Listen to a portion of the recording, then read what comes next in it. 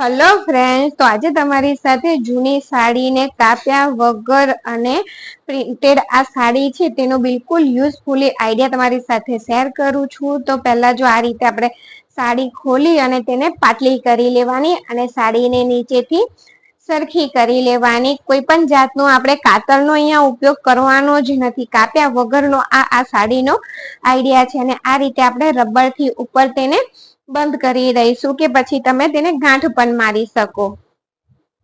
તો જો તે રીતે મેં બે સાડી લઈ લીધી છે. બંનેને ઉપરથી આ રીતે સરખી કરી અને રબર લગાવી દીધા. ત્યાર પછી એક વેલણ લેવાનું અને વેલણ અને સાડી બંને સાડીને સાથે આપણે ફિટ કરી દેવાના. તો આ રીતે ત્યાં પણ આપણે ત્રીજું એક રબર લગાવી દઈએ.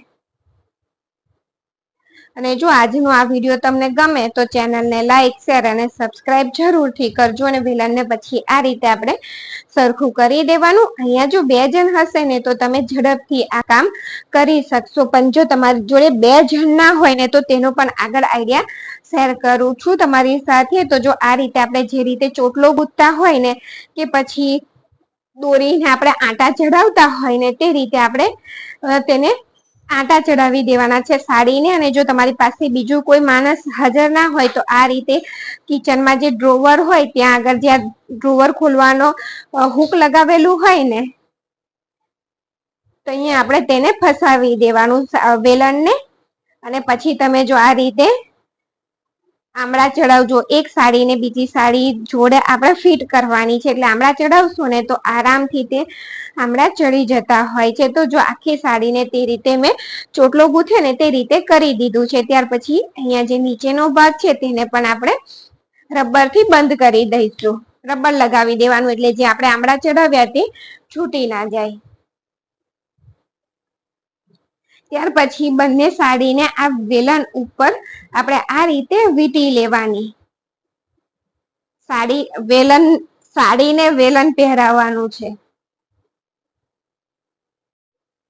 તો જો આખી સાડીને આપણે વેલણ ઉપર આ રીતે તેને પહેરાવી દેવાનું કે વીંટી લેવાનું.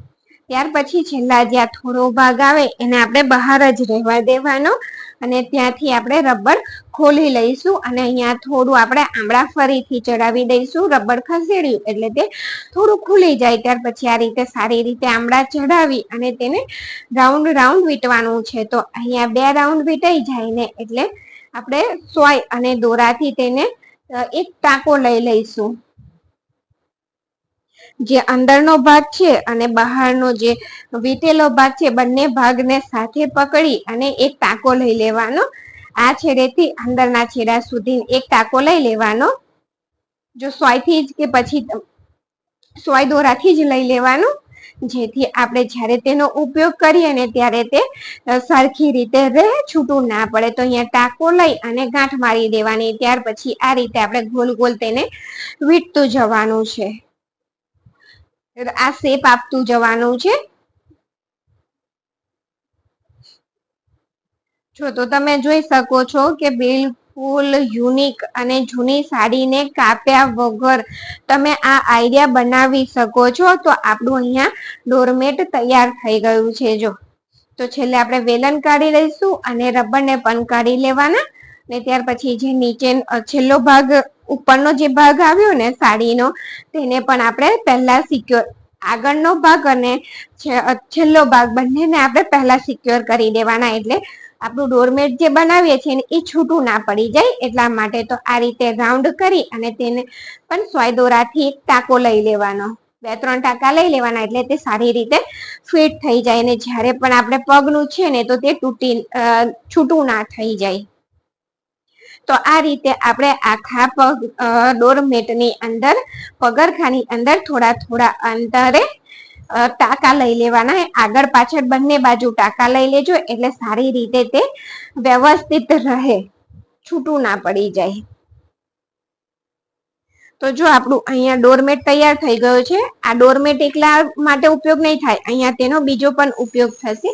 હું તમને જો નાના બાળકો હોય કે પછી તમારે ખુરશી આ રીતની જો ખાડાવાળી ખુરશી હોય ને તો અત્યારે કમરનો પ્રોબ્લેમ મોટા ભાગની લોકોને હોય છે, તો તેની અંદર આ રીતે તમે રાખી અને ઉપર બેસી જશો તો ખાડો નહીં લાગે.